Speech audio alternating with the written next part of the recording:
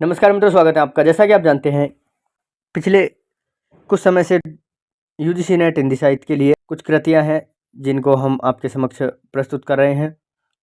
उन्हीं में एक कृति है आषाढ़ का एक दिन, मोहन राकेश जी द्वारा लिखित। इसमें हमने 2 वीडियो पढ़ लिए हैं, अर्थात कि हमने एक अंक पूरा पढ़ लिया है। अब हम दूसरे अंक में दृश्य 1 को शुरू कर रहे हैं। अंक 2, कुछ वर्षों के अनंतर वही प्रकोष्ठ की स्थिति पहले से कहीं अंतर आ गया है। लिपाई कई स्थानों से उखड़ रही है। गेरू से बने स्वास्तिक, शंख और कमल अब बुझे बुझे से हैं। चूल्हे के पास पहले से बहुत कम बर्तन हैं। कुंभ केवल 2 हैं और उन पर ऊपर तक काई जमी है।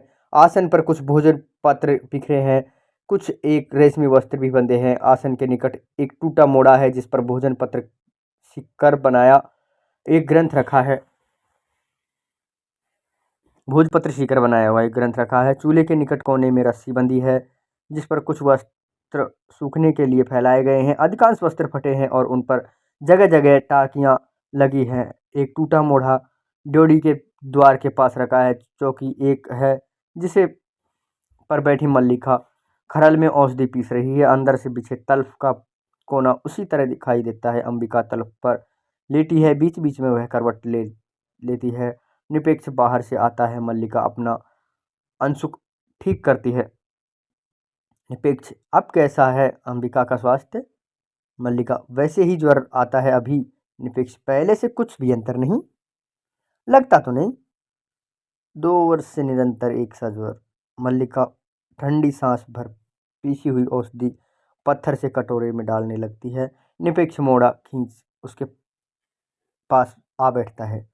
वास्तव में अंबिका बहुत चिंता करती है।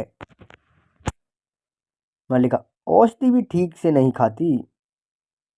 औषधि से दूध और शहद मिलाकर हिलाने लगती है। निपेक्ष अपनी उंगलियां उलझाए उसे देखता रहता है। निपेक्ष, तुम्हारा स्वास्थ्य कैसा है? ठीक है? दुबली होती जा रही हो। बहुत दिनों से राजधानी की ओर से कोई व्यक्ति नहीं आया। मल्लिका आंखें बचाती हुई अधिक व्यक्त भाव से औषधि हिलाती रहती है। कभी कभी सोचती हूँ एक बार उज्जैनी जाकर उनसे मिलने आऊं। क्यों? कई बातें करना चाहता हूँ। कई बार लगता है कि दोष मेरा ही है। मल्लिका गंभीर भाव से उसकी ओर देखती है। किस बात का? लंबी सांस लेता है। निपेक्ष, बात तुम जानती हो।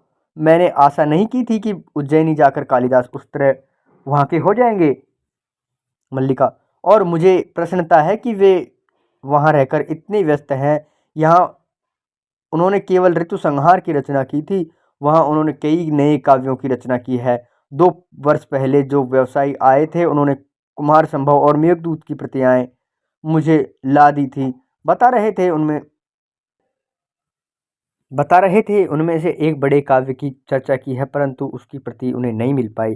निपेक्ष, यूं तो सुना है उन्होंने कुछ नाटकों की भी रचना की है जो उज्जैनी की रंगशाला में खेले गए हैं। फिर भी क्या?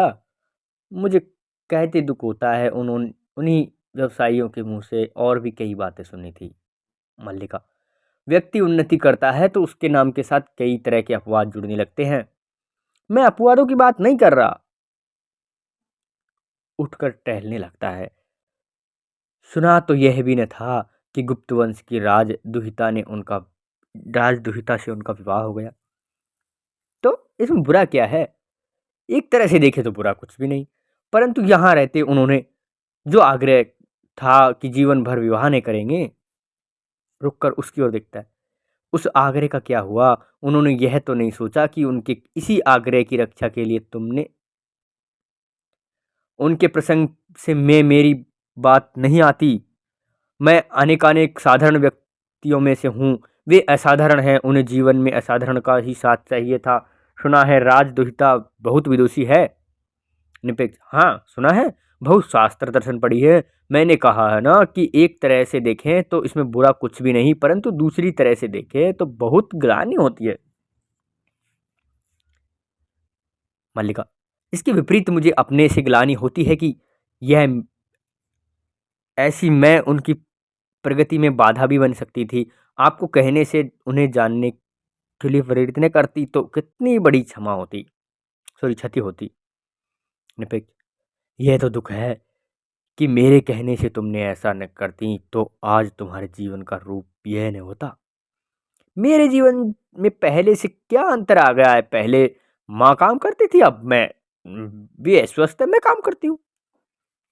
बाहर से तो इतना ही अंतर लगता है, केवल इतना ही नहीं, अंतर नहीं है। औषधि के लिए उठ खड़ी होती है, माँ को औषधि दे दूं, अभी आती हूँ, अंदर चली जाती है और अंबिका को सहारे से उठाकर औषधि पिलाती है। अंबिका पीकर सिर हिलाती है। निपेक्ष टहलता हुआ झरोके के पास चला आता है। बाहर घोड़े की टापों का शब्द सुनाई देता है, जो पास आकर दूर चला जाता है। निपेक्ष झरोके से सटा देखता है। अंबिका औषधि पीकर लेट जाती है। मल्लिका बाहर आ जाती है और किवाड़ के पास रुककर अंबिका की ओर देखती है।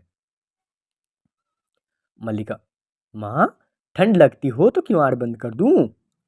अंबिका सिर हिलाती है। मल्लिका किवाड़ बंद कर देती है।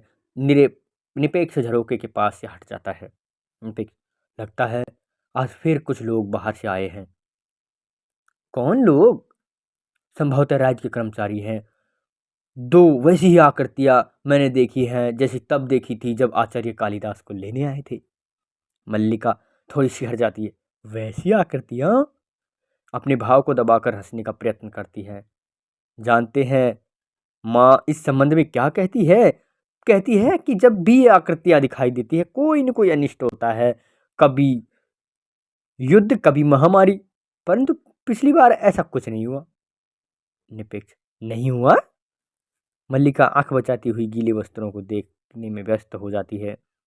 मल्लिका, क्या हुआ? जो हुआ वह अच्छा ही था।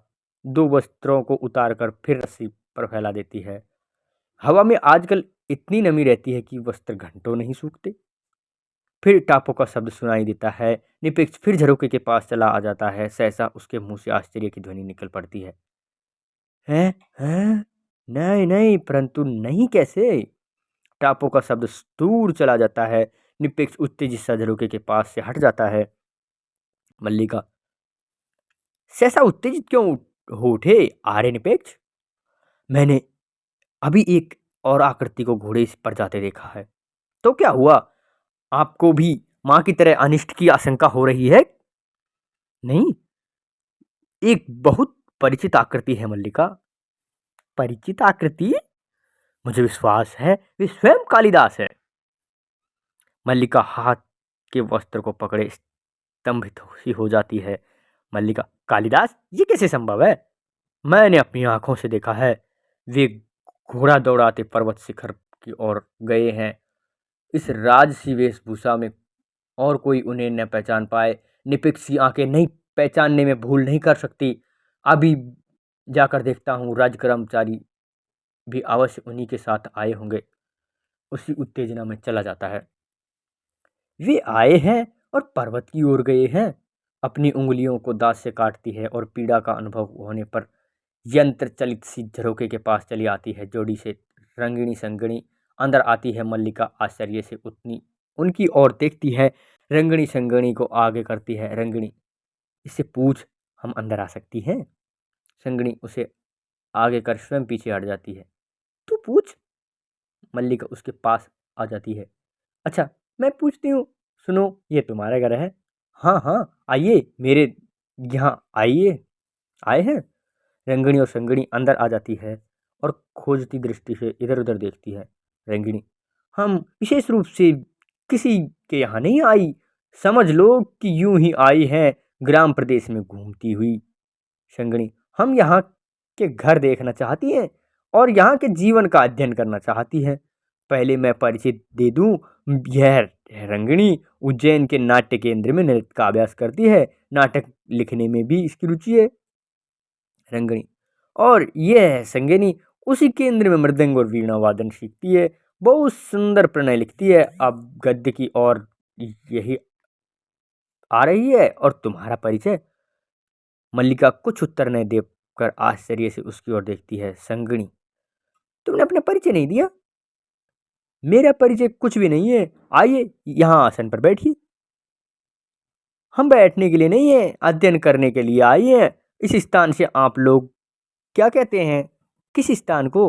इसका अभिप्राय इस सारे स्थान से है जहाँ इस समय हम हैं। उज्जैनी में हम प्रकोष्ठ कहते हैं, यहाँ तुम लोग मल्लिका प्रकोष्ठ, प्रकोष्ठ को तुम लोग भी प्रकोष्ठ कहते हो। कुंभों के निकट जाकर कुंभ और एक कुंभ को छूती है, इसे कुंभ। रंगनी, कुंभ को कुंभ, प्रकोष्ठ को प्रकोष्ठ, कुंभ को कुंभ। निराशा से कंधे हिलाती है संगनी। देखो यहाँ के कुछ स्थानीय शब्द नहीं हैं। हत मल्लिका हस्तप्रभ सी उनकी ओर देखती रहती है। स्थानीय शब्द? हाँ, आंचलिक शब्द जैसे पतंजलि ने लिखा है न कि युद्ध, यद्वा को कुछ लोग यरवा बोलते हैं और तद्वा को तरवा। यवारणस्वारणे तो विभुते। मल्लिका, मुझे इतना ज्ञान नहीं। संगणी कुछ निराश सी आसन पर बैठ जाती है। रंगणी घूमकर प्रकोष्ठ की और एक एक वस्तु का निरीक्षण करती है। मल्लिका संगणी के साथ पास चली जाती है। संगणी, देखो हम कुछ ऐसी बात जानना चाहती हैं जिनका संबंध यहाँ के और यहाँ के केवल यहाँ के जीवन से हो। तुम्हारे घर और वस्त्र को तो लगभग हमारे जैसे ही हैं। यहाँ के जीवन में अपनी विशेषता क्या? मल्लिका, यहाँ के जीवन की अपनी विशेषता? पल भर झरोखे की ओर देखती है। मैं नहीं जानती, हमारा जीवन दृष्टि से बहुत साधारण है। संगणी, ये मैं नहीं मान सकती। इस प्रदेश ने कालिदास जैसे असाधारण प्रतिभा को जन्म दिया है। यहाँ तो प्रत्येक वस्तु असाधारण होनी चाहिए। रंगनी चूल्हे के आसपास की वस्तुओं को अच्छी तरह देखकर एक बार अंदर झांककर उसके पास आ जाती है। रंगनी, देखो मैं तुम्हें समझाती हूँ। ये बात यह है कि राजकीय नियोजन से हम दोनों कवि कालिदास के जीवन की पृष्ठभूमि का अध्ययन कर रही हैं। तुम समझ सकती हो कि यह कितना बड़ा और महत्वपूर्ण कार्य है, परंतु यहाँ घूमकर हम तो लगभग निराश हो चुके हैं। यहाँ कुछ सामग्री ही नहीं। संगणी, अच्छा यहाँ के कुछ वनस्पतियों के नाम बताइए। मल्लिका, कैसी वनस्पति? कैसी वनस्पति? सोचने लगती है।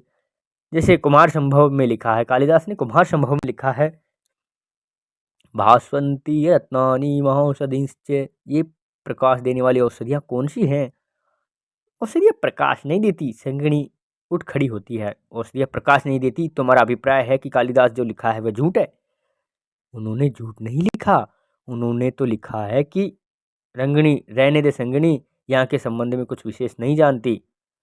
संगनी भी निराशा से मुंह पिचकाकर उठ खड़ी होती है। संगनी, अच्छा तुम्हारा बहुत समय नष्ट हुआ, क्षमा करना। दोनों चली जाती है। मल्लिका ड्योढ़ी का किवाड़ बंद कर देती है, आसन के पास जाकर नीचे बैठ जाती है और बिखरे पृष्ठों को सिर टिका देती है। उसकी आंखें मुंद जाती है। आज वर्षों बाद तुम लौट कर आए हो। सोचती थी तुम जाओगे तो उसी तरह मेघ गिर होंगे, वैसे ही आंखें अंधेरे सा हो दिन होगा, वैसे ही एक एक वर्षा भी में भीगूंगी और तुमसे कहूंगी कि देखो मैं तुम्हारी सब रचनाएं पढ़ी है। कुछ पृष्ठ हाथ में ले लेती है। उज्जैनी की ओर जाने वाले व्यवसायियों में कितना कितना कहकर मैंने तुम्हारी रचनाएं मंगवाई हैं। सोचती थी कि तुम मेघदूत की पंक्तियां गा गा कर सुनाऊंगी, पर्वत शिखर से घटा गूंज उठेगी और मैं अपनी यह भेंट तुम्हारे हाथ में रख दूंगी। मोड़े पर रखा ग्रंथ उठा लेती है। कहूंगी कि देखो ये तुम्हारी नई रचनाएं के लिए है। ये कोरे पृष्ठ मैंने अपने हाथों से बनाकर सिए हैं। इन पर तुम जब भी जो भी लिखोगे उसमें मुझे अनुभव होगा कि मैं भी कहीं हूँ, मेरा भी कुछ है। निश्वास छोड़कर ग्रंथ रख देती है। परंतु आज तुम आए हो तो सारा वातावरण ही है और ही है, और नहीं सोच पा रही कि तुम भी वही हो। कोई किवाड़ खटखटाता है। वह अपने को झटक कर उठ खड़ी होती है और जाकर किवाड़ खोल देती है। ड्योढ़ी में अनुस्वार और अनुनासिक साथ साथ खड़े दिखाई देते हैं। मल्लिका उन्हें देखकर असमंजस में पड़ जाती है। अनुस्वार, मुझे विश्वास है इस समय देवी मल्लिका के सामने खड़ा हूँ। कहिए। देव मात्रगुप्त के अनुचरों का अभिवादन स्वीकार कीजिए। दोनों झुककर अभिवादन करते हैं। मल्लिका बहुत चक्की सी उन्हें देखती है। देव मात्रगुप्त? देव मात्रगुप्त कौन है? अनुस्वार, ऋतु संहार, कुमार संभव, मेघदूत और रघुवंशम के प्रणेता, कविंद्र, राजनीति विशार निषाद आचार्य और कश्मीर के भावी शासक देव मात्रगुप्त की राज महिषी गुप्त वंश दुहिता परम विदुषी देवी पीएम गुंजरी आपके साक्षात्कार के लिए उत्सुक है और शीघ्र ही यहाँ आना चाहती हैं। हम उनके अनुसार आपको इसकी पूर्व सूचना देने के लिए उपस्थित हुए हैं। मल्लिका, ऋतुसंहार और मेघदूत आदि के प्रणेता जो कालिदास है, और आप कह रहे हैं कि वे गुप्तराज की ओर से कश्मीर के शासन संभालने जा रहे हैं। मात्रगुप्त उन्हीं का नया नाम है। मल्लिका, ये कश्मीर का शासन संभालने जा रहे हैं और राजमहिषी मुझसे मिलने के लिए आ रही हैं। अनुस्वार, मुझे विश्वास है कि इस गौरवपूर्ण अवसर पर आप अपने उपनिवेश गृह के वस्तु विन्यास में कुछ परिवर्तन आवश्यक समझेंगी। इसे आपका आदेश समझते हुए हम यह कार्य अभी अपने हाथों से संपन्न किए देते हैं। जाओ अनुनासिक, दोनों प्रकोष्ठ में जाकर निरीक्षण करने की दृष्टि से सब वस्तुओं को देखने लगते हैं। मल्लिका एक और हट जाती है। अनुनासिक आसन के पास जाता है। अनुनासिक, मैं समझता हूँ यह आसन द्वार के निकट होना चाहिए। अनुसार, देवी द्वार से ही प्रवेश करेंगी और आसन द्वार के निकट होगा। अनुसार, उस स्थिति में इसे इसकी वर्तमान स्थिति से 7 अंगुल दक्षिण की ओर हटा देना चाहिए। दक्षिण की ओर नकारात्मक भाव से सिर हिलाता है। देखिए आगे। तो इस भाग में इतना ही जानेंगे कि अनुस्वार और अनुनासिक ये जो है ये क्या क्या करते हैं बदलाव, और बदलाव के बाद क्या क्या होता है। इस वीडियो में इतना ही जानेंगे। मिलेंगे अगली वीडियो में। नमस्कार, धन्यवाद।